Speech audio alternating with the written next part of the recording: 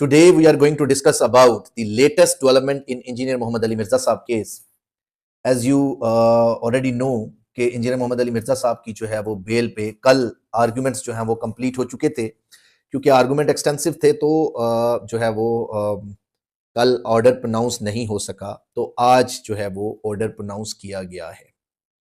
एक तो इसके बारे में हम डिस्कस करेंगे। नंबर 2 कि इंजीनियर मोहम्मद अली मिर्जा साहब के जो केस है उसमें जो जज साहब का ओपिनियन क्या है और क्या उसका जो है वो उन्होंने आउटकम निकाला और किस वजह से उन्होंने जो है वो ये डिसमिसल ऑर्डर दिया, उसके ऊपर भी हम इंशाल्लाह बात करेंगे। और इसके अलावा फर्दर हम लोग डिस्कस करेंगे कि इंजीनियर मोहम्मद अली मिर्जा साहब के अलावा हजारों लोग ऐसे हैं जो जेलों में पड़े हैं और वो भी इसी तरह विक्टिम हैं डिफरेंट फॉल्स एफआईआर्स या फॉल्स कंप्लेंट्स का जो है वो यानी उसके रिजल्ट में वो लोग जो है वो बिहाइंड द बार है। उसमें कुछ हम एग्जांपल्स के बारे में भी डिस्कस करेंगे, कुछ ऐसे केसेस जो हमने रियल लाइफ में कुछ केसेस किए जिसमें मैं आपको इवन कॉन्डक्ट ऑफ ए जजेस के बारे में भी इंशाल्लाह डिस्कस करेंगे कि जज के कॉन्डक्ट कुछ, यानी सारे जो हैं वो जजेस की बात नहीं मैं करता, लेकिन बहुत सारे मल्टीपल जजेस के जो है वो कॉन्डक्ट्स हमने जो है वो डिफरेंट डिस्ट्रिक्ट्स में जो है वो देखे, उनके बारे में भी हम इंशाल्लाह डिस्कस करेंगे। और इसके ऊपर जो फिर अभी 27th कॉन्स्टिट्यूशनल अमेंडमेंट जो आई है उसको हम आप खुद इसको जो है वो इंशाल्लाह डिस्क्राइब करेंगे और मैं अपने कंप्लीट जो है वो ग्राउंड्स आपको बताऊंगा, फिर आपने खुद उसको जो है वो एनालाइज करके जो है वो बताएंगे और मुझे आपका ओपिनियन जो है वो बड़ा जरूरी है कि आप उसमें ओपिनियन दें कि फिर 27th अमेंडमेंट जो है वो बिल्कुल ठीक हुई है या गलत हुई है, या इससे जो है वो जजेस की जो पावर्स को थोड़ा सा कर्टेल किया गया है, क्या इससे जो है वो इम्पैक्ट हुआ है, इसको पॉजिटिव या नेगेटिव का आपने जो है वो डिसाइड करना है। उसके बारे में भी हम इंशाल्लाह इन डिटेल डिस्कस करेंगे। सबसे पहले हम आते हैं जी इंजीनियर मोहम्मद अली मिर्जा साहब के केस की तरफ कि इंजीनियर मोहम्मद अली मिर्जा साहब का जो बेल पेंडिंग थी वो आज जो है वो डिसमिस कर दी गई है। और उसमें अब जब भी कभी कोई बेल डिसमिस होती है उसमें 3 पैरामीटर्स जो हैं वो बेसिकली देखे जाते हैं। जो मेरा ओपिनियन है कि 3 पैरामीटर्स देखे जाते हैं। नंबर 1 ये कि अगर जो है वो आपका केस जो है वो यू आर वेल इक्विप्ड, अगर आपकी लीगल टीम स्ट्रांग है और स्ट्रांग होने के बावजूद साथ आपके पास एविडेंसेस या स्ट्रांग जो है वो आपके पास ग्राउंड्स मौजूद हैं, तो आप जजेस को कन्विंस कर पाए तो देन आपको जो है वो फौरी तौर पे बेल ग्रांट कर दी जाती है। नंबर 1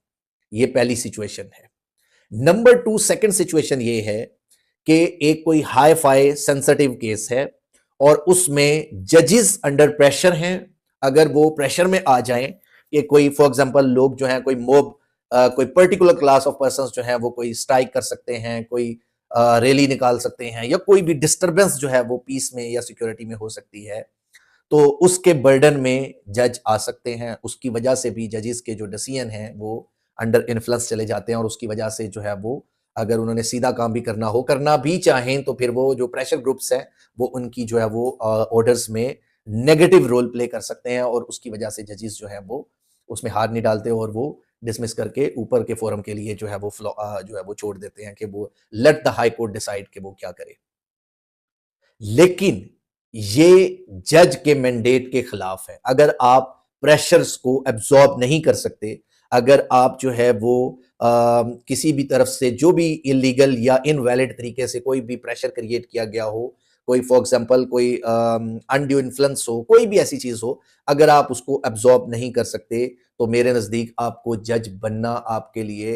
मेरे नजदीक ये गलत डिसीजन है। आपको जज बनना ही नहीं चाहिए और अगर आप जज बन चुके हैं तो आपको रिजाइन कर जाना चाहिए। अगर आप प्रेशर्स को एब्जॉर्ब नहीं कर सकते और आप जो है वो फेयर डिसीजन नहीं कर सकते, तो आप अगर प्रीवियस इस्लामिक हिस्ट्रीज में चले जाएं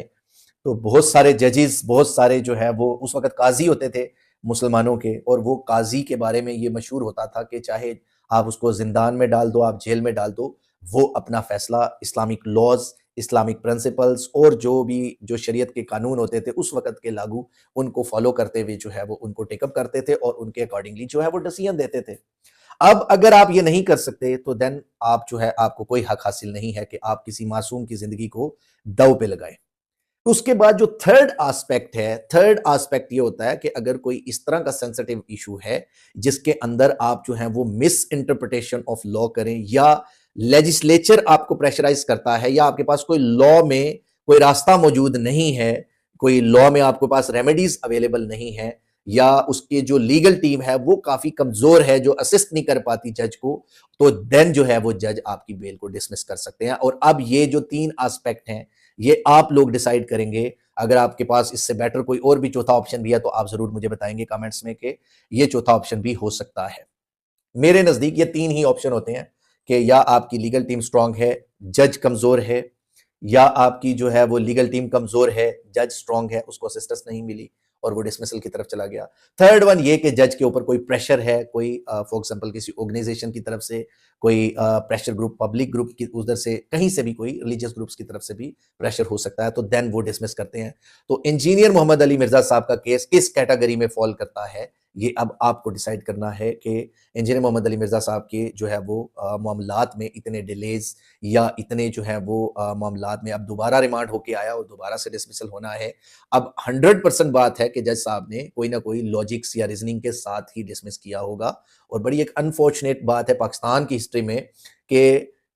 most of the innocent person जो हैं, जो बेचारे मासूम लोग, बहुत सारे फॉल्स कंप्लेंट्स, और जो लोग थोड़े थोड़े इन्फ्लुएंशियल होते हैं, जिनका जो इकोनॉमिकली स्ट्रांग होते हैं, जिनका पॉलिटिकल इन्फ्लुएंस होता है, या जुडिशरी में कहीं उनका जो है वो लिंक्स, या एडवोकेसी के अंदर कहीं पे उसका जो लिंक होता है, वो लोग जो हैं वो इन बाकी जो लोगों के ऊपर जो है वो उनको अंडर इन्फ्लुएंस ले आते हैं और उनके ऊपर जो है वो फॉल्स एफआईआर्स और फॉल्स क्लेम्स जो है वो करके उनको जो है वो सिस्टम के अंदर उलझा देते हैं। और उस प्रोसीजर के अंदर जब आप उलझते हैं तो लोग जो हैं वो, बहुत सारे लोग नाउमीद हो जाते हैं, और बहुत सारे लोग जो हैं वो बेचारे फिर जो इनोसेंट को जब आप सजा देते हो इस तरह से कि 1-1 साल 2-2 साल उनको अरेस्ट करके अंदर जो है वो इन प्रिजन रखते हैं, तो फिर वो वहां पे जो already hardened and desperate criminals होते हैं उनके साथ वहां रह के फिर वो लोग कहते हैं कि ठीक है, फिर अगर आपने हमें इनोसेंट होने के बावजूद ये किया तो फिर अब हम जो है वो कोई भी नेगेटिव वे जो है वो यूज करेंगे, और फिर अब हम जो है वो इनको वो करेंगे। तो ये एक बड़ी, यानी किसी भी, अगर आप क्रिमिनोलॉजी पढ़ें या फॉर एग्जांपल सोशल क्राइम्स की तरफ सोशियोलॉजी में चले जाएं, तो आपको ये देखने को मिलेगा कि कोई भी इनोसेंट, किसी भी क्रिमिनल माइंडेड पर्सन के बैक साइड पे 99% जो लोग हैं वो इनोसेंट होते हैं। जब उनको क्रिमिनल प्रोसिक्यूशन में, क्रिमिनल केसेस में जानबूझ के उलझाया जाता है या उनको जो है वो अपना ह्यूमिलिएट किया जाता है, तो फिर वो क्राइम की तरफ मूवमेंट जो है वो अपनी बढ़ा देते हैं, और जिसकी वजह से जो है वो इंस्टेबिलिटी और लॉ एंड ऑर्डर की सिचुएशंस बनती है। तो अभी क्योंकि इंजीनियर मोहम्मद अली मिर्जा साहब की जो है वो डिसमिस हो गई बेल, अब इसके ऊपर आप जो है वो अपील में, ऊपर जो है अपील तो नहीं होती खैर बेल की, बेल में बस आपने डायरेक्ट ऊपर हाई कोर्ट में बेल फाइल करनी होती है, और पोस्ट रेस्ट बेल,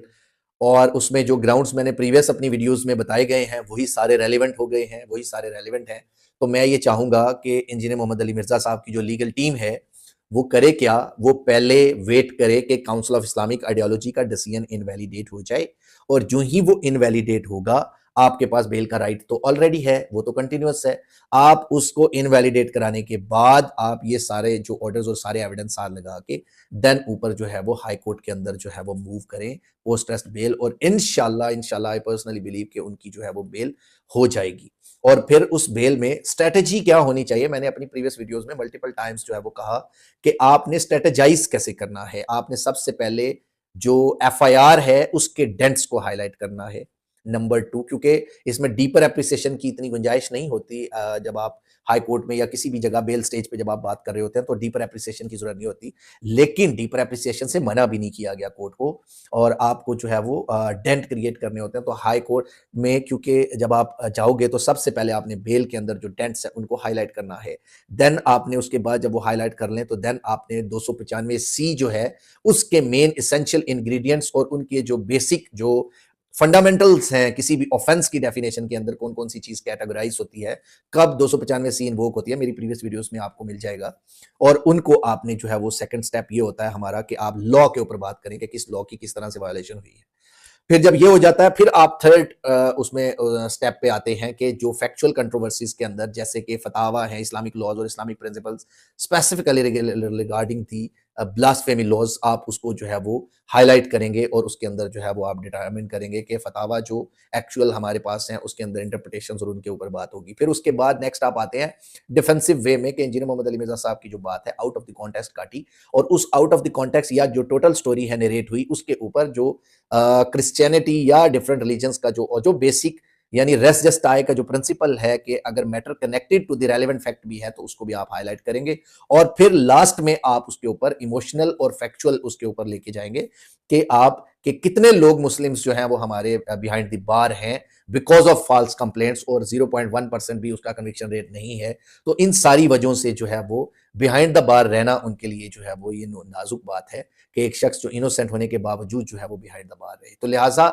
इन सारे एस्पेक्ट्स को मद्देनजर रखते हुए इंजीनियर मोहम्मद अली मिर्जा साहब की जो है वो बेल इंशाल्लाह जो है वो ऑनरेबल कोर्ट हाई कोर्ट से जो है वो हो जाएगी इंशाल्लाह, आई पर्सनली बिलीव। लेकिन इसके लिए बेहतर ये है क्योंकि सेंसिटिव मामला है, पहले काउंसिल ऑफ इस्लामिक आइडियोलॉजी का जो डिसीजन है उसको एक दफा नलीफाई होने दें ताकि वो नलीफाई जो ही होगा एक हाई कोर्ट का ऑर्डर आपके हक में होगा और ये सारी चीजें साथ लगा के देन जो है वो आप हाई कोर्ट में जो है वो उसको इन्वोक करेंगे और इंशाल्लाह जो है वो आपकी बेल में बहुत पॉजिटिव रोल प्ले होगा इंशाल्लाह।